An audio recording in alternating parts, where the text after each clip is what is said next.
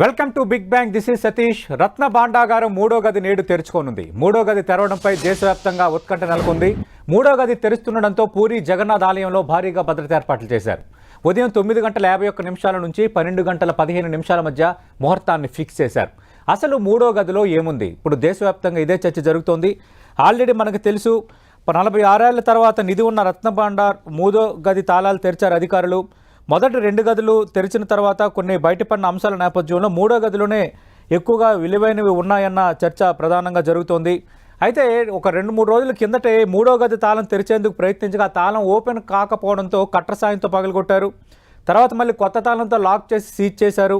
త్వరలో నగల లెక్కింపు కోసం ఒక కమిటీని కూడా వేయబోతున్నారు. ఈరోజు స్పెసిఫిక్గా ముహూర్తాన్ని కూడా ఫిక్స్ చేసిన నేపథ్యంలో ఈ ముహూర్తాన్ని ఎందుకు ఫిక్స్ చేశారు, అసలు మూడో గదిలో ఏముంది, మొదటి 2 గదుల కంటే మూడో గది తెరవడంపైనే ప్రజల్లో ఆసక్తి ఎందుకు ఎక్కువ ఉంది, ఈ అంశాలన్నీ మనం మాట్లాడబోతున్నాం బిగ్ బ్యాంగ్ డిబేట్లో. చర్చలో పాల్గొంటున్నారు ప్రముఖ ఆధ్యాత్మికవేత్త చిలుకూరి శ్రీనివాసమూర్తి గారు, అలాగే మరొక ఆధ్యాత్మికవేత్త బ్రహ్మశ్రీ రాజన్ గారు డిబేట్లో జాయిన్ అవుతున్నారు. చిలుకూరి శ్రీనివాసమూర్తి గారు, ఎందుకు సార్ ఈ పూరి రత్న భాండార్కి సంబంధించి ఎంత ఆసక్తి ప్రజల్లో? మొదటి 1-2 గదులు తెరిచిన తర్వాత మూడో గదికి సంబంధించి జరిగిన పరిణామాలు మనం చూసాం. ఈరోజు దానికి అక్కడ ట్రస్ట్ కానీ అలాగే కమిటీ కానీ పండితులు కానీ ఒక ముహూర్తాన్ని కూడా ఫిక్స్ చేశారు. ఏం జరగబోతోంది, మీ అంచనా ఏంటి సార్? భారతీయ కాలమాన ప్రకారం గ్రహాల స్థితిగతులు ఎలా ఉంటాయో వాటిని బట్టి ఈ ముహూర్త నిర్ణయం అనేది జరుగుతుంది. ఎందుకంటే కొన్ని ముహూర్తాలలో కొన్ని దుష్ట సంఘటనలు జరిగేటటువంటి సూచనలు కూడా మనకు సంభవిస్తుంటాయి. అందుకనే సనాతన సాంప్రదాయంలో ఆధునిక కాలం వచ్చినప్పటికీ కూడా ముహూర్తానికి అంత ప్రాధాన్యత వర్తిస్తూ వస్తుంది.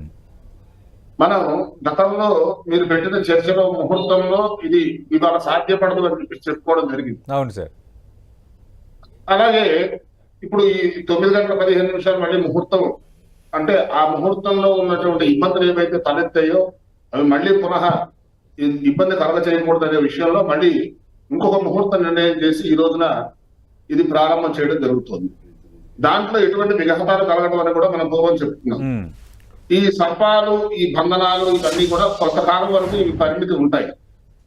దాని తర్వాత దాని యొక్క పరిణామాలు ఏవైతే ఉందో ఆధ్యాత్మిక కారకుడైనటువంటి కేతువు ఈ రోజున ఈ భాండాగారం తెరవడానికి ముఖ్య కారకుడయ్యాడు.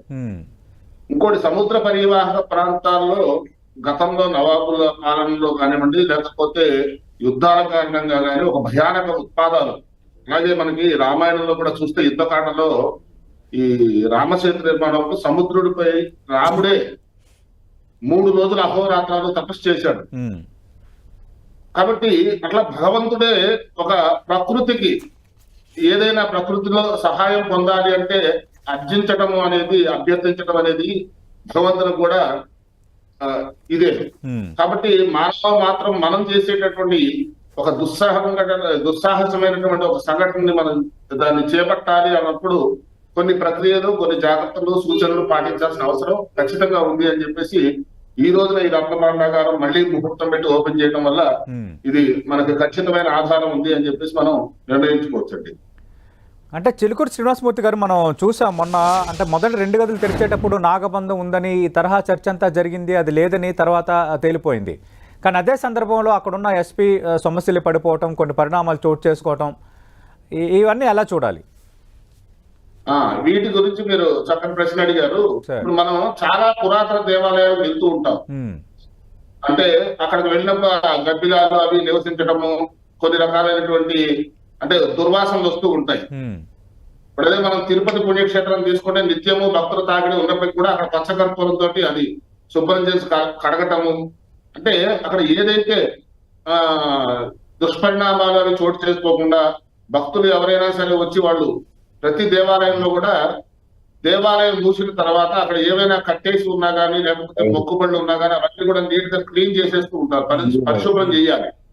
చేసేసి మళ్ళీ దేవాలయంలో మళ్ళీ పునః తెల్లవారు మళ్ళీ పూజ చేసే సమయానికి ఇదంతా కూడా పవిత్రంగా ఉంచి ఆ స్వామిని ఆరాధన చేయడం అనేది మన సనాతన సాంప్రదాయంగా ఉందండి. శరీరం శుచిగా ఉండాలి, పరిసరాలు శుభ్రంగా ఉండాలి, భగవంతుని కూడా మనం ఆ యొక్క పవిత్రతా భావంతో మనం అర్చన చేయాలని చెప్పేసి మన సనాతన సాంప్రదాయంలో మడి ఆచారాలు, కట్టుబాట్లు ఇవన్నీ కూడా పెట్టుకుంటూ వచ్చారు.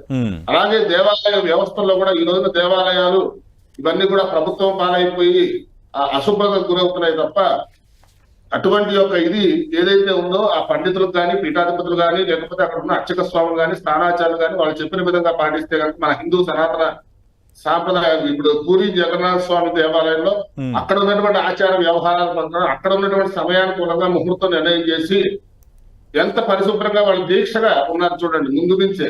అవును, ఈ రత్న భాండాగారం తీయాలి అన్నప్పుడు మనం ఈ విధంగా ఉపవాస దీక్ష చేసి ఆ స్వామి సన్నిధిలో మనం ఆ స్వామి సొమ్మును మనం తీయాలి, ఇది ప్రజలకు అందజేయాలనే ఉద్దేశపూర్వకంగా చేస్తున్నారు చూడండి. ఇది గమనించదగ్గ విషయం అండి. బ్రహ్మశ్రీ రాజన్ గారు, మనం చూసాం గత వారం రోజులుగా మనకి పూరి జగన్నాథ స్వామి రత్నభాండార్ సంబంధించిన చర్చ జరుగుతుంది దేశవ్యాప్తంగా.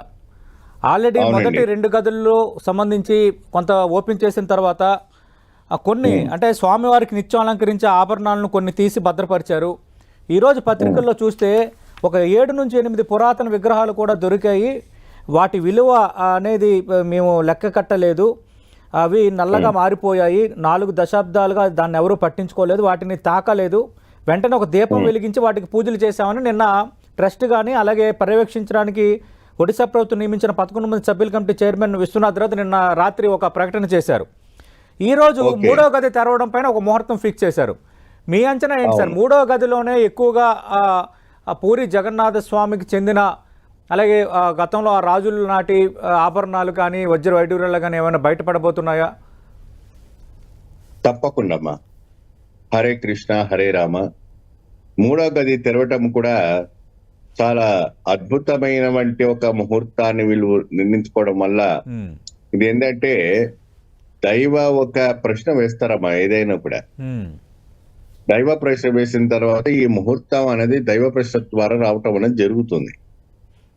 వేసిన తర్వాత దీంట్లో పసిడికి సంబంధించినటువంటి విగ్రహాలు చాలా వరకు కూడా ఉన్నాయని, దానికి వెల కట్టలేనివని, ఎందుకంటే ఆ రోజుల్లో గణపతి మహారాజు అనేటువంటి మహారాజు ఒరిస్సాకి దాదాపు ఒక 16 ఏనుగుల సంబంధించినటువంటి పసిడి బంగారపు విగ్రహాలు గాని పసిడి బంగారం గాని ఆ ఒక 3 నేలమాలికలు దాచిపెట్టినట్టుగాను ఆధారాలు శాసనాలు మనకు కనపడతా ఉన్నాయి.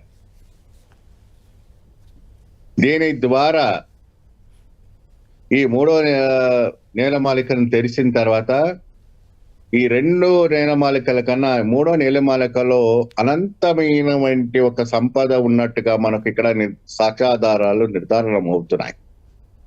దానికి ముందు ఇక్కడ విషవాయువుతో బంధనతో చేసిన వంటి ఆదిశేషుని ఒక వాసుకి ఒక బంధన ఉన్నట్టుగా మనకు సాక్ష్యాధారాలు ఉన్నాయి. దీనికి గరుడ బంధనతోని చక్కగా వీళ్ళు అన్ని ఒక ఉపాయనం చేసుకొని వేదమంత్ర ఉచ్చారణతో స్వామివారి శ్రీవారి ఒక శ్రీబండాకారము ఓపెన్ చేయడానికి సిద్ధమైనట్టుగా ముహూర్తం ఖరారైనట్టుగా మనకు తెలియబడుతుంది.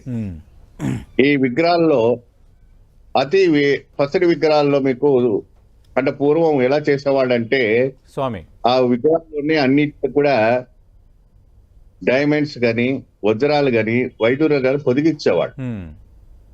ఇప్పట్లో అయితే మనం డైరెక్ట్ పూత పోసేస్తున్నాం ఏమా.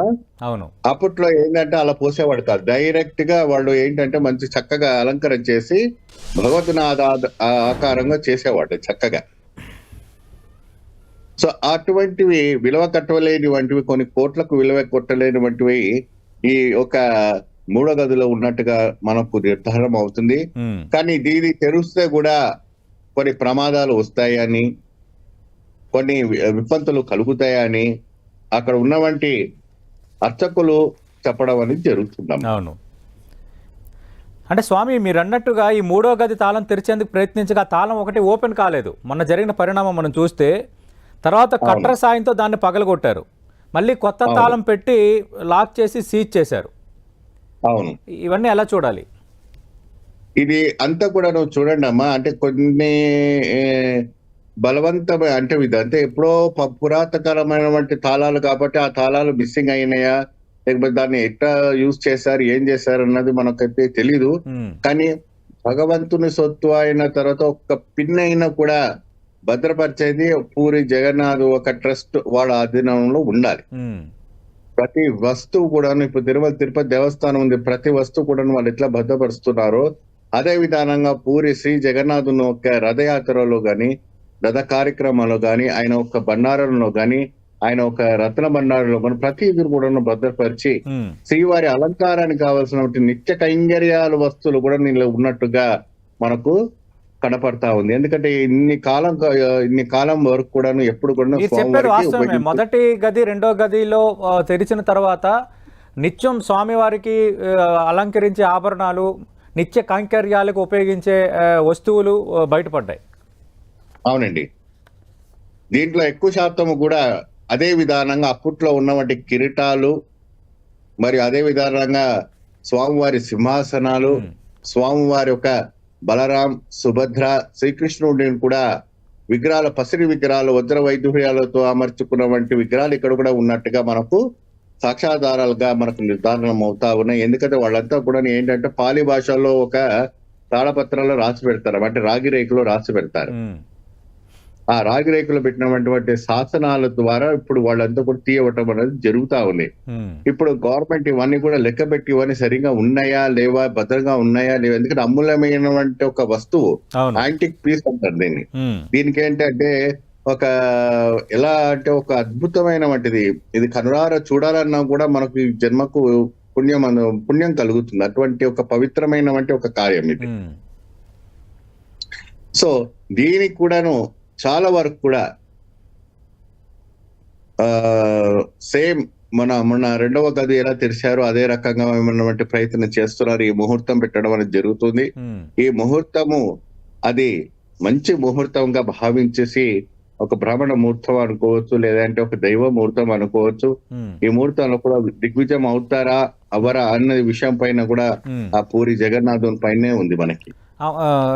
రాజన్ గారు, మీరు అన్నట్టుగా ఆ ఉత్కంఠ అందరిలోనూ ఉంది. ఎందుకంటే మొదటి రెండు గదులకు ఎలాంటి సమస్య ఎదురు కాలేదు, కానీ మూడో గదికి దానికి సంబంధించిన తాళం పెట్టి తెరిచినప్పుడు అది తెరవకపోవడం, కట్టర్ తెచ్చి కట్ చేయటం, మళ్ళీ కొత్త తాళం వేయటం, అలాగే అధికారులు సమస్యలిపోవటం, ఇలాగా రకరకాలుగా ప్రజల్లో ఒక రకమైన ఉత్కంఠ ఉంది. రైట్.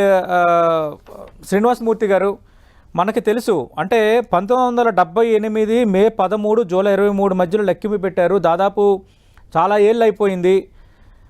తొలిసారిగా 1805లో జూన్ 10న ఆభరణాలు సంపదలు లెక్కి పెడితే 1805 రిపోర్ట్ కూడా 10 సంపాదించింది శ్రీనివాసమూర్తి గారు. 1805లో రిపోర్ట్ ప్రకారం 64 స్వర్ణ రజిత ఆభరణాలు స్వామివారికి ఉన్నాయి, 128 బంగారు నాణేలు, 24 బంగారు మొహర్లు, 1297 వెండి నాణేలు, 106 రాగి నాణేలు, 1333 రకాల వస్త్రాలు, ఇవన్నీ ఉన్నాయి. అలాగే వీటిని 9 అడుగుల పొడవు 3 అడుగులు ఎత్తున్న 5 చెక్కపెట్టెల్లో భద్రపరిచారు. వాటి విలువ కట్టేందుకు 70 రోజుల సమయం పడుతుంది అంటున్నారు. అంటే వీటన్నిటిని లెక్కింపు వల్ల ఏం చేయొచ్చు, అసలు ఈ ఉద్దేశం ఏంటి? అంటే ఈ 3 గదులు తెరవటం వల్ల తర్వాత ఈ ఆభరణాలను బయటికి తీసిన తర్వాత ఏం చేయొచ్చు? ఇక్కడ ముఖ్యంగా ఏమవుతుందంటే ఇది ఆలయ సంపద అండి.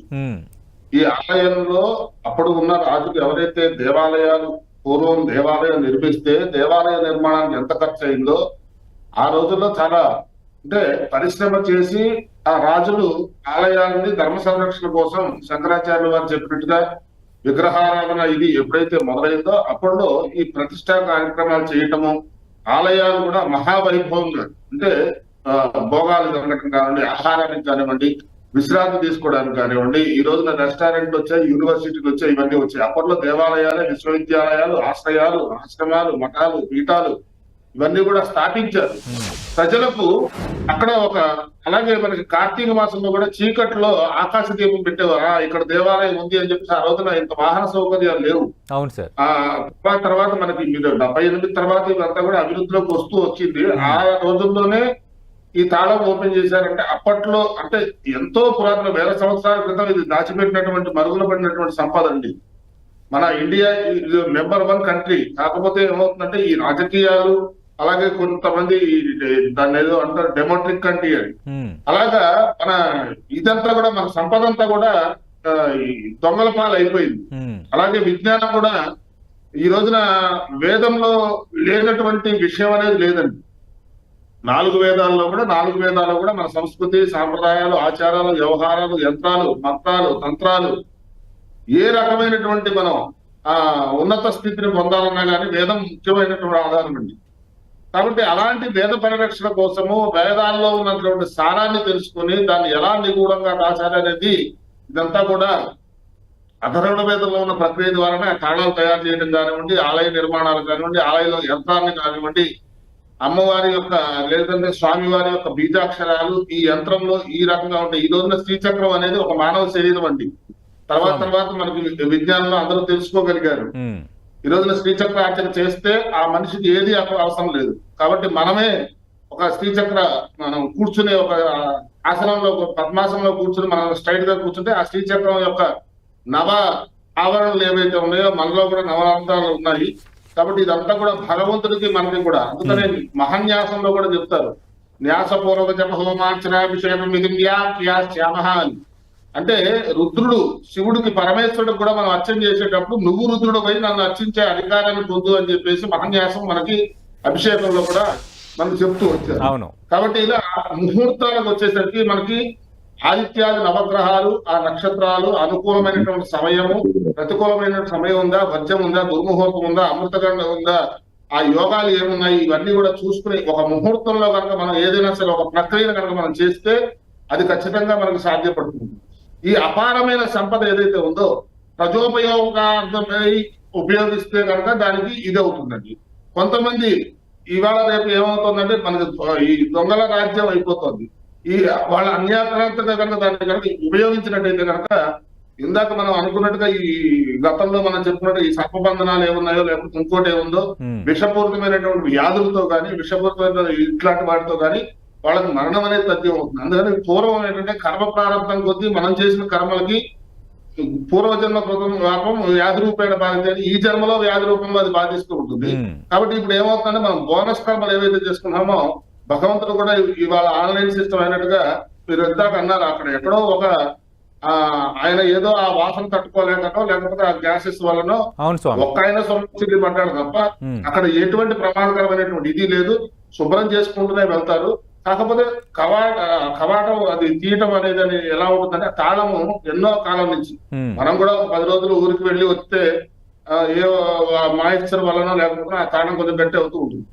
అలాంటిది అంత కాలం నుంచి ఉన్నది కాబట్టి కటకలతోటి వాళ్ళు తీయటం అనేది అయిందండి. కాకపోతే ఏదైతే వీళ్ళు సాధ్యం కోసం చేస్తున్నటువంటి ప్రయత్నం ఉందో అది సుగమమే అవుతుంది. ఎందుకంటే 9 గంటల 15 నిమిషాల తర్వాత నుంచి కూడా ఇవాళ అలాగే ద్వాదశి గడియలు వెళ్ళిపోయి త్రయోదశి గడియలు రావటము అభిజిత్ ముహూర్తం అంటారండి. దీనికి నక్షత్రాలతోటి వాటితో సంబంధం లేదు. ఆ అభిజిత్ సమయంలో ఈ యొక్క ప్రయోగం చేస్తున్నారు కాబట్టి ఇది సఫలీకృతం అవుతుంది. వాళ్ళు కూడా అలాంటి నిర్ణయాలు తీసుకోవటము గవర్నమెంట్ కూడా ఈ రోజున అంటే నాసా పరిశోధనలో రామశేఖర్ మొన్న తేలిందండి. అలాగే ఈ యొక్క ఇది అంటే పరిశోధనలు చేసినా గానీ వేదానికి అంతుపట్టిన విధంగా ఉన్నాయి. అలాగే మీకు ఇదేదో బిగ్ బ్యాంగ్ అంటారు, అది కూడా చూడండి, అక్కడ విమానాలు మీకు పైన ఫ్లై అవ్వు. అదే విధంగా పూరి జగన్నాథ్ కూడా గాలికి ఎదురుకుండా ఆ పతాకం అంటే ఎగరడం అనేది కూడా ఒక సూచనీయమైనటువంటి విషయమే. ఇవన్నీ కూడా మనం గమనిస్తే కనుక భగవంతుడి యొక్క శక్తి ముందు మనమంతా కూడా నిర్వీర్యమలే. అలాగే ప్రకృతిని మనం ఆరాధన చేస్తూ ఉండాలి.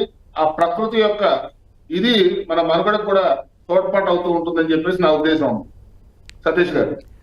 శ్రీనివాసమూర్తి గారు, రాజన్ గారు, మనకి నాగబంధం ఉంది అన్న చర్చ జరిగింది. మొదటి 2 గదులు తెరిచిన తర్వాత అది లేదని, 3వ గదిలో ఆ ఛాన్స్ ఏమైనా ఉందా? మనకు తెలుసు అనంత పద్మనాభ స్వామికి సంబంధించి ఈ ఆయనకు సంబంధించిన నిధులు, అలాగే అక్కడ కూడా ఇలాంటి ఇష్యూ తెర ముందుకు వచ్చినప్పుడు నాగబంధంపై బాగా విస్తృతమైన చర్చ జరిగింది. అవును, వాస్తవానికి ఇక్కడ సాంప్రదాయాలు అనేటప్పటికీ ఒక్కొక్క రాష్ట్రానికి ఒక్కొక్క సాంప్రదాయం ఉంటుంది. ఒరిస్సా సాంప్రదాయం ప్రకారంగా చూస్తేమో అక్కడ అధర్మ వేదంతో జరిగేటువంటి ఒక స్టైల్, అంటే ఆ ఒక వేద మంత్రోచ్చారణ, అక్కడ ఉన్నటువంటి ఒక తాంత్రిక విధానం కావచ్చు, అక్కడ ఉన్నటువంటి మంత్రోచ్చారణ కావచ్చు వేరే. ఇప్పుడు తెలంగాణ ఆంధ్రలో ఉన్నటువంటిది నియోగులు వైదికులు వచ్చేసి కూడాను చేసేటువంటి వేద పారాయణలో కావచ్చు, అనేక రకమైన ముద్రలు ఇక్కడ ఒక ఆచారం వేరుగా ఉంటుంది ఏమా. కేరళలో వచ్చేసిన తర్వాత మీకు పరశురాముడు నేర్పించిన వంటి ముద్రలు, అంటే అది వశీకరణ ముద్రలు కావచ్చు, తాంత్రిక ముద్రలు కావచ్చు, నాగబంధ ముద్ర కావచ్చు, గరుడబంధ ముద్రలు కావచ్చు, పరశురాముడు ప్రతిష్ఠించినటువంటి పరశురాముని ఒక ఆచరణీయంలో నేర్చినటువంటి శాస్త్రీయమైనటువంటి ముద్ర ద్వారా ఏర్పడినటువంటి కొన్ని ఆలయాలు ఉన్నాయమ్మా స్వామి. దాంట్లో ప్రత్యేకమైనటువంటి ప్రధానమైనటువంటిది మనకు అనంత పద్మనాభ స్వామి దేవాలయము, మరియు అదే విధానంగా తిరుషూరులో వడకరాధన్ శివక్షేత్రం అని ఒక క్షేత్రము ఏమండి. తర్వాత అదే విధానంగా మీకు తిరుషూరులోనే గురువాయూరప్ప టెంపుల్ అని ఒకటి ఉంటుందండి, అది ఒకటిను. సో ఇది అక్కడ జరిగేవంటి ఒక ఆచారం. అలాంటివి కొన్ని ఎన్నో నేరమాలికలు అనేక రకమైనటువంటి రిచెస్ట్ టెంపుల్స్ లో కూడా మనకు ఉండటం అనేది జరుగుతా ఉంది. అది వన్ బై వన్ రావటం అనేది జరుగుతుంది, అది వేరే విషయం. ఇప్పుడు ఇక్కడ ఒరిస్సాలో జరిగేవంటి స్వామివారి ఒక ప్రయోగం ద్వారా ఆ రోజుల్లో కూడాను ఇలాంటి ఒక మహాత్మ యోగులను సంపాదించేసి, సో ఈ సంపదను భద్రపరచడానికి, ఎందుకంటే అప్పట్లో బండిపోటు దొంగలు బాగా ఉండేవాడు ఏమండి స్వామి. మళ్ళీ తర్వాత వేరే వేరే ఒక మతస్థులు అంతా కూడాను గుడి పైన కూడాను దండయాత్ర ఎత్తేసి అన్ని దోచుకొని పోయేవాళ్ళు. కాబట్టి ఈ యొక్క భద్రత కోసము వాళ్ళు ఏం చేసేవాళ్ళు అంటే ఊరికే తాళం వేస్తే పలగొట్టిపోయేవాళ్ళు ఏమని చెప్పేసి ఈ నవపాసము ఒక విషప్రయోగం అని వాసుకి ఒక తంత్రమంత్ర ద్వారా, అంటే అక్కడ వాస్తవానికి ఆ వాసనకి వేరే ఒక విషపాములు కూడా వచ్చి చేరేదానికి అవకాశం ఉంటుంది. ఎప్పుడైతే కూడాను సీతాదేవికి లక్ష్మణ వారు లేఖ రాశారో, కింద లక్ష్మణ రేఖ గీశారు కదమ్మా, ఆ గీత కూడాను ఎటువంటిది అంటే అది కూడా ఒక తంత్రశాస్త్రమే. కాబట్టి ఆ రావణాసు లాంటి వాళ్ళు కూడా అందు లోపలికి ప్రవేశించలేకపోయారు. సో అప్పట్లో ఉన్నవంటి ఒక యోగులు కావచ్చు, అటువంటి ఒక తపస్పరులు కావచ్చు, అటువంటి ఒక ఒక ఋషులు స్వామివారి సంపద ఒక దొంగల పాలు కాకూడదని, ఒక వీళ్ళ పాలు కాకూడదని చెప్పి కూడా ఇలాంటి బంధన వేసి కూడా ఈ 3 గదుల బంధన వేసి ఉండవచ్చని మనకు సాక్ష్యాధారాలు ద్వారా అక్కడ ఉన్నవంటి ఆచారాలు చెప్పడం అని కూడా మనకు జరుగుతా ఉందమ్మా. అంటే రాజన్ గారు మీరు ఇందాక అన్నారు అంటే విషవాయు బంధనం కూడా ఉండి ఉండవచ్చు అని.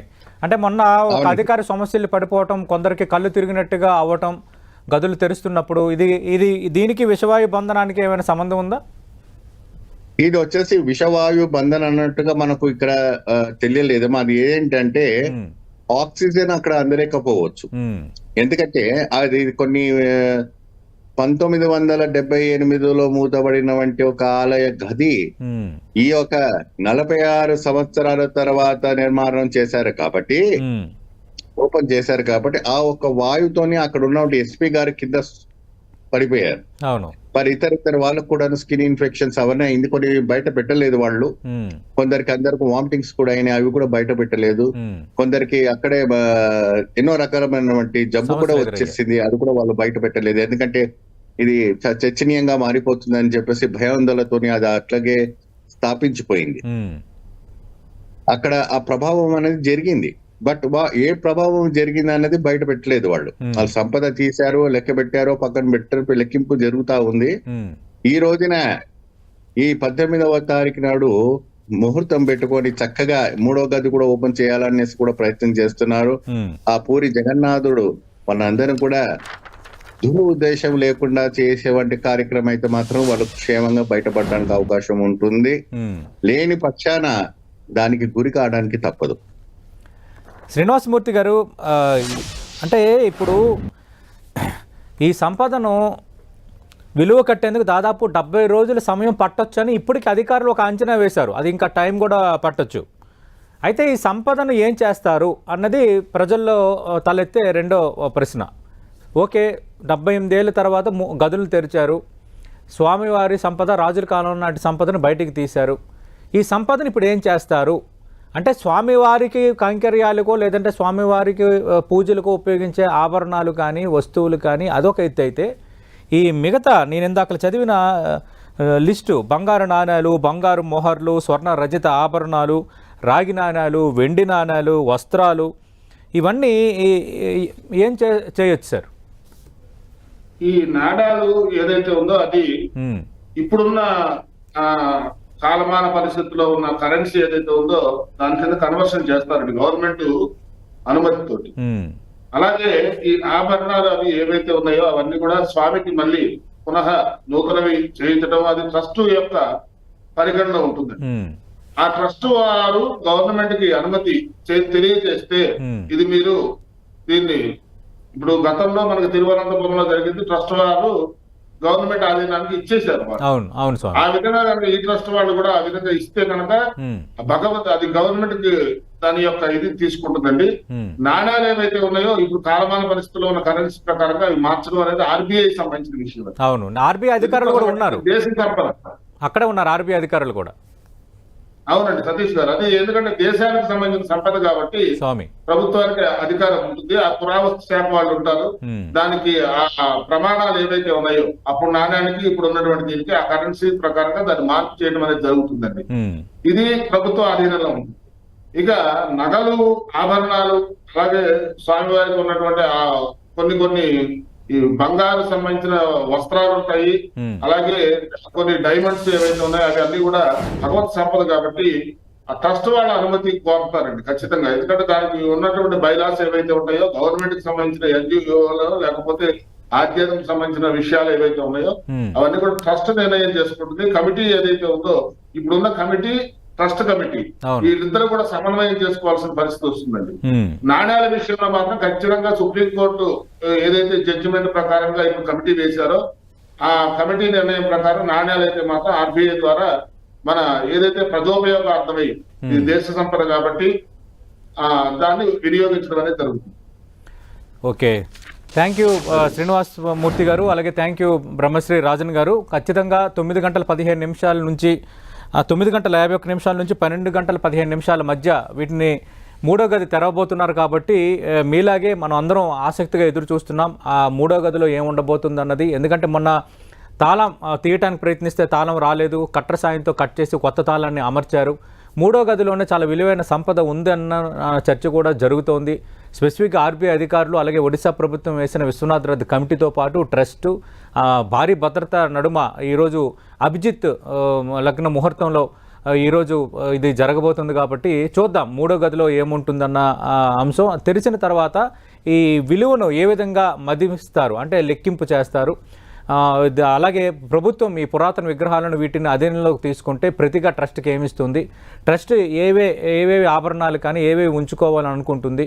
అలాగే గతంలో సుప్రీంకోర్టు తీర్పు, ఎందుకంటే బంగారు నాణ్యాలు, వెండి నాణ్యాలు, రాగి నాణ్యాలు కూడా ఉన్నాయి కాబట్టి అవి ఆర్బీఐ పరిగణలోకి తీసుకుంటే వాటికి సమానమైన మొత్తాన్ని ఆర్బీఐ ఏమైనా మళ్ళీ ట్రస్ట్కి కానీ స్వామివారి అకౌంట్కి కానీ బదలాయిస్తారా? వీటన్నిటికీ మొత్తం సంపద బయటకు వచ్చిన తర్వాత అలాగే ఒక 70 నుంచి 80 రోజులు పట్టొచ్చని అధికారులు అంచనా వేస్తున్నారు కాబట్టి లెక్కింపు తర్వాత మాత్రమే ఈ ప్రహసనం కానీ ఈ కార్యక్రమం కానీ జరిగే అవకాశం అయితే కనిపిస్తోంది. దీనికి సంబంధించి 10 టీవీ గత వారం రోజులుగా ఇస్తున్న ఎక్స్క్లూజివ్ రిపోర్ట్స్, ప్రత్యేకంగా మా రిపోర్టర్ బాలుతో పాటు మా స్పెషల్ టీమ్ అక్కడి నుంచి అందరికంటే ముందుగా దేశంలోని ఏ ఛానల్ ఇవ్వనట్టుగా ఎక్స్క్లూజివ్గా పూరి రత్నభండార్కి సంబంధించిన కథనాలు ప్రసారం చేసింది. ఈరోజు ఉదయం 9 గంటల నుంచి 12:15 మధ్యలో జరిగే పరిణామాలు కూడా 10 టీవీ ఎక్స్క్లూజివ్ వీడియోస్తో ఎక్స్క్లూజివ్ మీకు అందించబోతుంది. Don't miss it. ఇది వాటి బిగ్ బ్యాంగ్ డిబేట్.